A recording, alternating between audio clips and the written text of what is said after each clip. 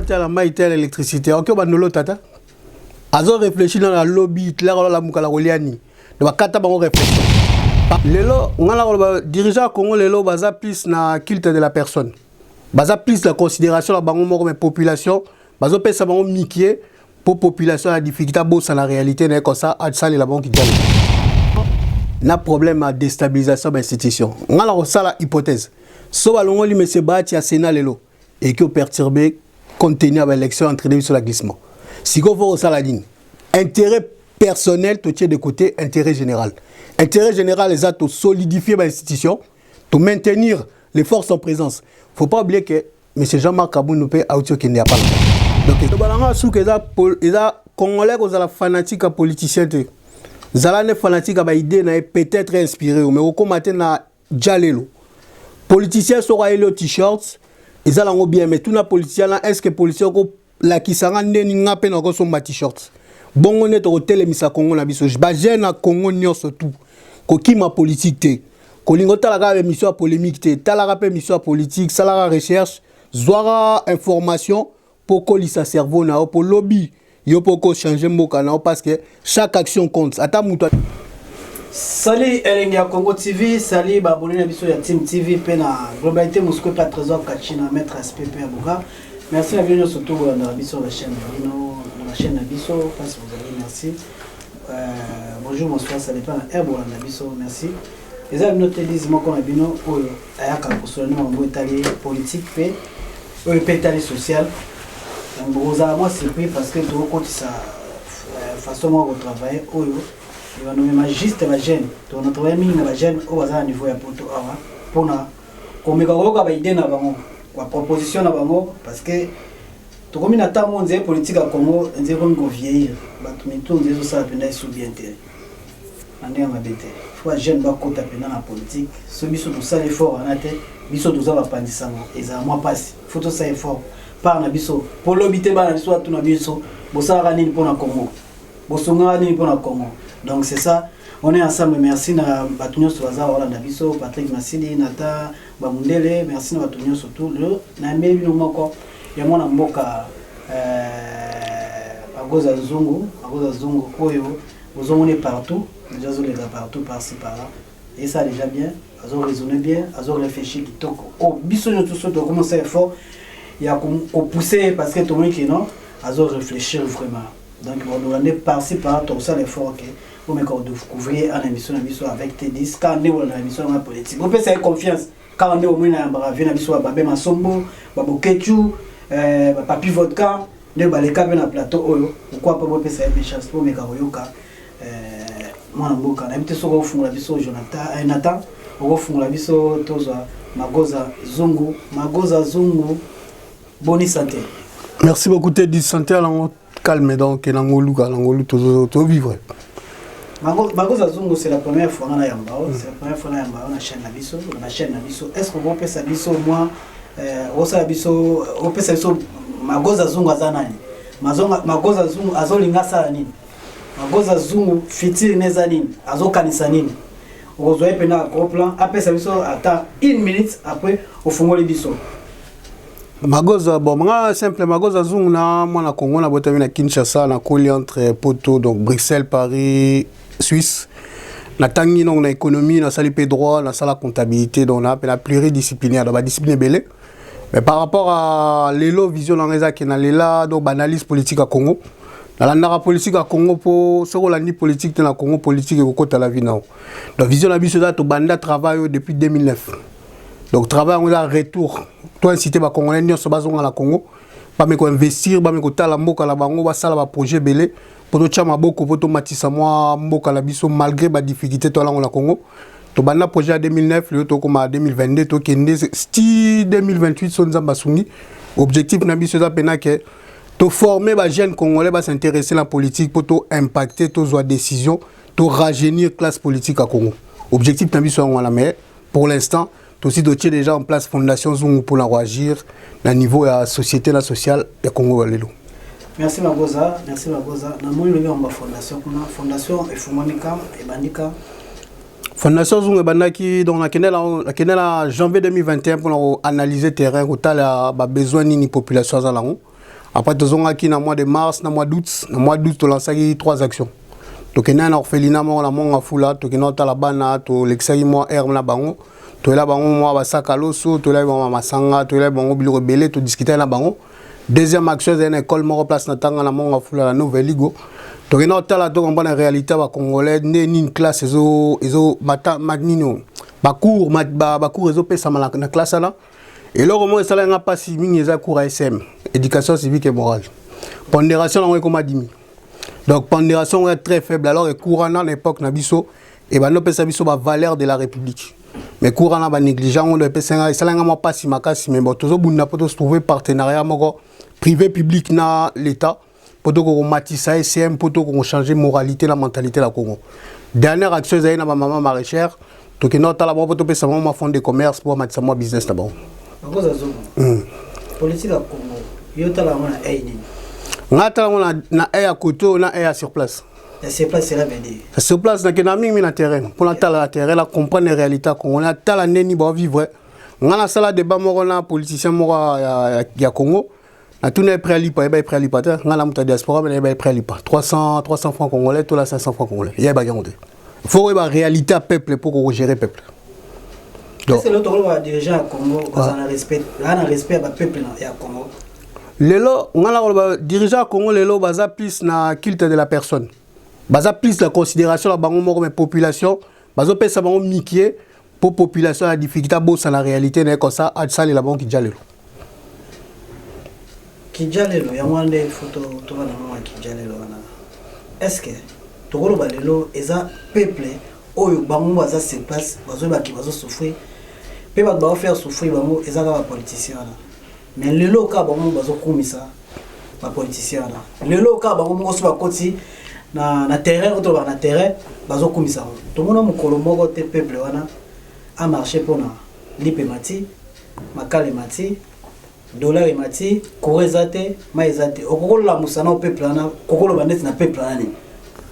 Peuple à Congo nyonso bon alors le bami surtout qui pour la normalement projet fona kene na est na Lubumbashi na deuxième retour na bon deuxième té dans zone pour la 2022 mais objectif est que peuple azala courant à la maïté l'électricité OK bandolo tata azo réfléchir dans la lobby là la mukala oliani de ba kata bango réflexion par rapport à la congolais par qui mara politique sans qui ma politique jamais encore interpeller député to sénateur to ministre par rapport à la réalité là. C'est tout le peuple congolais a bloqué les esclaves et les politiciens. Ngala le balo mon Congo masama sanga tola théorie 3 jours. Premier jour pour manifester, deuxième jour comme on mokate, troisième jour à bomi mastana, quatrième jour on a parlé. Marcher là. Et nous le peuple a romeka mais tu vas décider la mort ça va anticiper 4 jours à la dans la 4 jours soit traumatisé muké bozongi parler bosani marche. Réalité zanine. Ceux qui les lobbies sont un message pour la jeune congolais, pour s'intéresser à la politique. Pour la député, sénateur, pour gérer la chose publique. On comprend que beaucoup de la GA pour poser une question solo. Parce que député, sénateur, c'est un système très simple. Le peuple a la difficulté à zoliater. Ba peso ba miette, on les bala qui sont nés que Lukambo, ba peso ba miette pour qu'on gagne comme on partout. Donc, on a un système esclavagiste.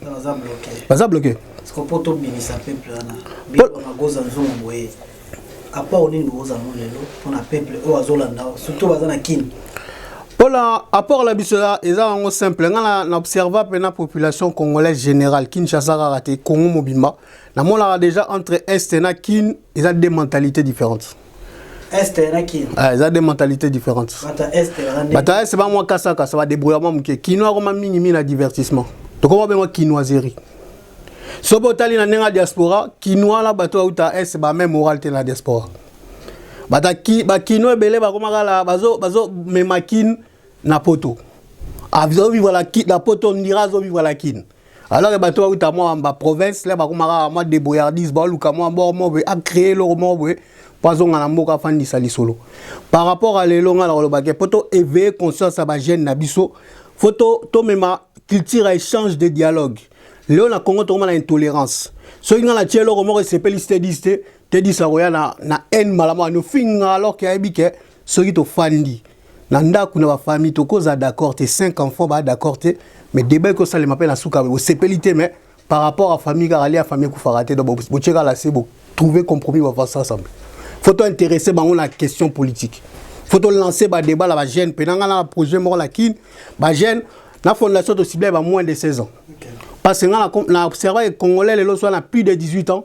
Ils ont pas si pour changer réalité na ça l'expérience en école na nouvelle ligue na solo ba petit primaire ba posant ba question belé la commune ba mikolo na zela masala ouais c'est très important le congolais aux à partir à 18 ans 18 ans cela veut dire que la partie à 18 ans à partir de 18 ans nous la que temps nous raisonner bien donc so on peut ces matières et quota so on la qui c'est zela au table donc non tandis que oh les âge déjà dépassé à 18 ans donc nous faisons les carats.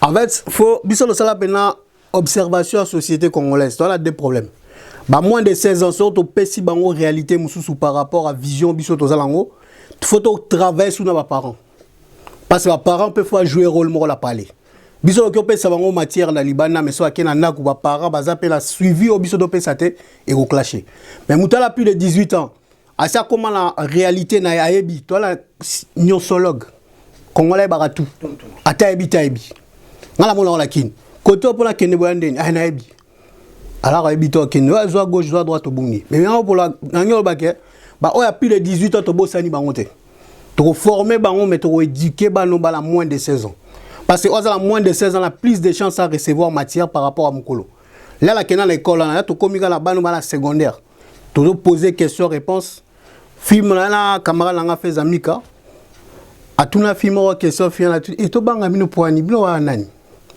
en fait là déjà la réalité na ayebi ka yebi ko le kabiso alors que à la place nous photo mikiti ça pour tous à niveau moko poto ko za dialogue na mona ki ba auto président Seni déjà petit calendrier na éviter ces élections pendant na Congo na ils ont porté un plus na mboka biso ce que élection là transparente et libre et que porter un plus mais ce c'est quoi c'est ont porté un plus tout ça il y a deux fois élection ngala le ba évolution na Congo pendant l'élection deux fois ça évolution na moza ngala mon évolution pour la première fois la vie dans la passation de pouvoir depuis la boîte la Congo la monanga c'est historique bala na biso non bon on les évolutions peut-être tout se comprend les passation de pouvoir et nous bater na évolution la moka OK na par rapport à évolution ko ba ke bon la 18 années passées dans la rate mais lelo plus de parole est libérée par exemple état des droits de la parole est libérée la plateau télé là on la analyse peu ça mal dans tous les sens bah tu nous dois interpeller chef de l'état la plateau télé sur le plan social par contre sur Oyena ils ont question très intéressant on a celle ba les retour rebelle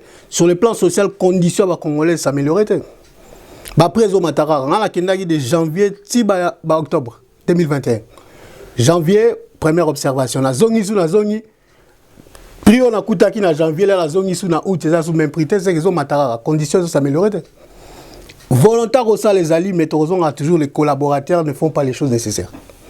Donc tu as pour la personne. Par là, par rapport à l'arrangement politique, ils ont ça là qui, bien nous allons pouvoir, c'est les gens qui ont bino, il faut nous allons pas tourner au retard. Et on te créer le lot autant sous. Makasi par rapport à pouvoir aller là, mais dans l'état dans lequel Alliance et Banda qui est très compliqué pour leur déboulonner l'Alliance là. Tu as une première partie, séparation, na MCC cash. Ensuite, il fallait que Luka union sacrée. Union sacrée ça pour le balaba congolais. Ou tu as la gauche, ou tu as la droite, ou tu as la centre, soroye tu tiens ma boko tu tomboli Congo. Mais là où ça la union sacrée, na quatre union sacrée, bah forte personnalité peut baser la quatre, c'est difficile pour leur composer la union sacrée là. Ah ouais. Makosa, question monsieur allé par rapport au développement faire ça émission à tenir une question. Est-ce que c'est vrai bien tout c'est vrai les députés à Congo, ils créent des motions pour la ministre ou en place. C'est vrai? Bon, bah, député, il y a les lots. Et comme c'est très difficile, on va créer une motion de censure pour Balongola. Tout le monde là, bah, tout le monde là, n'est pas. Il y a une motion qui va créer un peu, jusqu'au bout, tu as juste pour le ministre.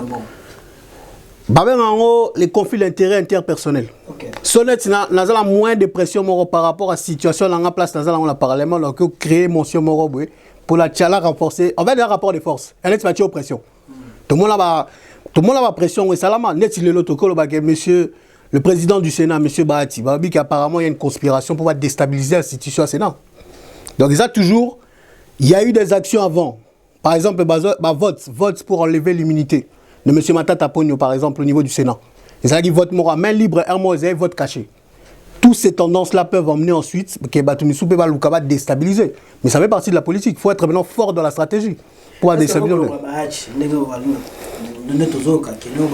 Est-ce que reporter un peu dans le Congo, surtout bientôt l'élection en 2023, est-ce que c'est important? Ils ont glissement. En fait, dans le Congo, il y a plusieurs problèmes. Il y a un problème d'identification, il y a peur, il y a glissement, il y a un problème de déstabilisation de l'institution. On a la hypothèse. Si on a M. Bati à Sénat et qui a perturbé, contenu l'élection, entraîné sur le glissement. Si on voit ça la ligne, intérêt personnel, tu tiens de côté, intérêt général. Intérêt général, c'est de solidifier l'institution, de maintenir les forces en présence. Il ne faut pas oublier que M. Jean-Marc Kabou nous paye il n'y a pas longtemps. Donc, il y a une déstabilisation belée au président de la République, Mikolo, a la charge à Mounene. Il faut réussir à maintenir stabilité pour que vous ayez une élection transparente et libre en 2023. Est-ce que couvre-feu na Kine couvre-feu? Couvre-feu la Kine, tu fais un an de couvre-feu. Tu as la guerre, mais tu fais un an de couvre-feu. C'est passé comment? Parce que tu as eu un couvre-feu, nous avons créé un péage et pas un policier. Mais quand on conseille, on peut se rendre sur un policier. Parce que le policier doit protéger la population, le policier a commencé à vivre au Nabatou. Le monde a dit que la police au Congo. Policier au Congo, na Congo na biso na lobara, tu as un problème de probité morale. Congolais intègre comme difficile à remonter. Les lois policiers, on a des policiers, surtout les policiers à boulevard, la boutou, ça me semble là. Mais si on continue à dire là, certains policiers, départ situation en Moka, na mendicité régné na Congo lelo. Certains policiers comment utiliser des pratiques qui sont normalement condamnées par le général Kassongo. Le baki motalika c'est tolérable té. Donc les policiers msou comment ça le système moko ils ont toléré le système à péage effectivement. Certaines personnes appellent ça 1000 francs pour les cas. Ils ont normal té. Policiers censé maintenir une barrière. Akutani na kangyo atio na soucia to ke lobi na tongo la couvre-feu ngwami. Mais ngana assistant na boulevard, la boulevard so ba kangyo na couvre-feu aux amendes. Mais par rapport à par exemple au communauté de Kitambo, na Kitambo magasin causerie morale et à la rana, bazo expliquer ba on ni ba sala. Mais là au comme on a angle msusu ba policier msusu par rapport à place baza et comme à péage. Soit les a déploré, ou la photo dénonçant auto signaler que l'autorité base en charge de formation policiers congolais. Pour la discernement, même Mathis, il a un peu de salaire pour bâtir 1000 francs. Vous avez un kin, non mais vous avez une information qui est il y a Zando. Vous avez sur la Zando. Et combien de niveau Zando, maman, on a voté Kabuna. Zando, Tilelo, gouverneur, on a bien un gobila. Tilelo, à ton Zando. C'est pas Liambongo. C'est pas Sola, on a Jamal. Jamal a pris ça. Et Jamal les gars marché là, c'est très important parce que maman Zan ne va foutre pas quoi l'état. Donc si on ne fout pas quoi l'état, normalement il faut à la place dans le cas. Mais besoin décision pour la décision très grave. Quand on marché sans qu'on prévoir place fallait pas que maman pour attaquer ma marchandise là bango, la mon la net va ça la précipitation. Faut pas revoir manière à fonctionner. Pour ça, que tu as nous, tu as maman la place, côté quand on travaux seulement. Mon niveau de travaux est toujours au point mort. Ils ont pareil dans Matadikibala, j'ai pensé ma casse pour la Matadikibala, la vanille na mon afula. Matadikibala les a payé nabiso. Tu as 25, 28 morts la Matadikibala. Wenza Matadikibala, maman colonel Morazana, Noé Bisabatubo qui était kanakati. Mais dans le Congo, place ba wenze zalara, ba maman bon côté kasubuna te pour ba client bazo kota rasu la wenzete. Ba comment sumbara lanzela. Donc, il y a un problème, il faut sensibiliser les Congolais dans l'éducation civique et morale. Quand les Congolais place aux autres calés, ils sont dangereux, courir les aliens. Quand on a kati, tu peux un message dans le chef à quartier, il y a la place où ils sont.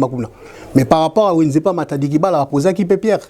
Mais si les travaux sont ralentis, donc il faut pour accélérer les travaux, parce que les populations ne foutent pas quoi l'État. Azal a besoin de la place à côté Kabilo en sécurité. Vous savez combien de temps à Poto? Naoumeli, la salle à 20 ans à Poto. 20 ans à Poto. Oui. Est-ce que Souciat, il y a un policier à Poto? Dans le commissariat, Souciat d'Ara la Congo. Ah, mon nom la Poto. Souciat, et là, c'est que ça la Congo, tu as Souciat à Batol. eza souciat na tol souciat na poto ezalaka te tola bacommissariat na poto namona na souciat namona koza siko idée osa souciat na Congo je sais pas na tout peut-être tam si oza no te mutuna ko eza ko na ko tout eza mutuna leza malamu ya malamu makasi pola nini faut ba la Congo toza toujours na façon la biso ko sala makambo ngala mona souciat da monga fula quartier Masangambila 20 ans après place na zonga 20 ans après na mona souciat ngwe ezala place là la commissaire la ba tata ba bâtiment mo munene te ba garda on kana état souciat ne ezala l'époque on ngala za mo amuke para ngana tout no so c'est un souciat na poto ngana tout est-ce que c'est normal parking est dans souciat c'est ça normalité mais les lots faut comprendre que la Congo bilo belé faut changer mais si pour la changer il faut battre vision mususu ba jeune par exemple ba kota na politique ba mema ba souffle la sika mais ba jeune ngo pe ba ebake muto a umeli na Congo a lekio na maele par rapport à terrain soko na sens ko leki Congolais va na la Congo na maele oko suka pe mabe ya on la ba faut kende omi kitisi ok na place na bango boyokani après bosali ensemble mais Congolais mo zolo ka mo ko to ke mo direct kinoa na muto kinoa déjà soka monio diaspora tango zo ya ibidi yake olonga da na espino mo fele ibidi yake mbongo zo ya donc tango lo travailler ba ibongisa mbongo te fo ngala ke na la politique la te ngala esa bango na poto na bunda agoza to ngala batu ebele ba kina na politique ngala upesa te na sante suka ngo bapesa ba polo bapesa mama ba se ba ngapa bapesa ba mama ba nini so ki politique na te so politique na yo ke na Congo te ya on a le but moga na ena ba coutume lango so la Congo sala makandengo na yo ko ya te le lobby te ngala osala de ngala te faut okota la nous na mouvement mais là on continue le mouvement bano mais masusu stratégie mususu ozo sabango système ana ils ont empêché au kanisa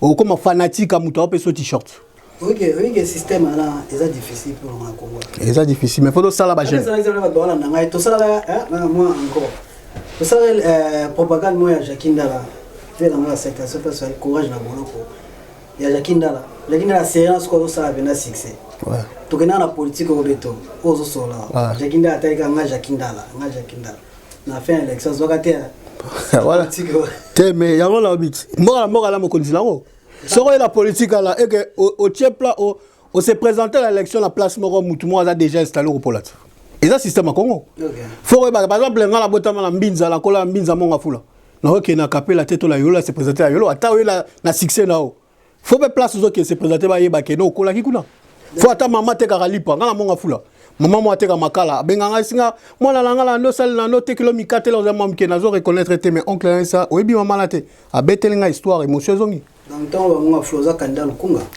pour l'instant todo tala na faut quitter la terrain observer na navo ke tia candidature na lukunga faut eba déjà na zakula merci de comme na suka bande balanda biso ezaki magoza zongo zongo chaque jour tozana magoza zongo na vite soko lo basuka ba mesana nayo lilo balanga suka eza Congolais aux la fanatique à politicien te zala ne fanatique à ba idée na peut-être inspiré mais au commater na jalelo politicien sera le t-shirt ils allent bien mais tout na politicien là est-ce que politicien ko la kisanga ndeni ngape na ko somba t-shirt bongo net au telemisa Congo na biso ba jeune na Congo nyonso tout ko kima politique te ko lingota la émission polémique te tala ka émission politique sala recherche zoara information pour ko lisa cerveau na pour lobby yo poko changer mboka na parce que chaque action compte ata muto ate ka makala sora sangani na mama sanem so ate ka mikate boko changer pe quartier la bino merci Magoza Zongo merci na Patrick Massivi merci na Tamba Mundele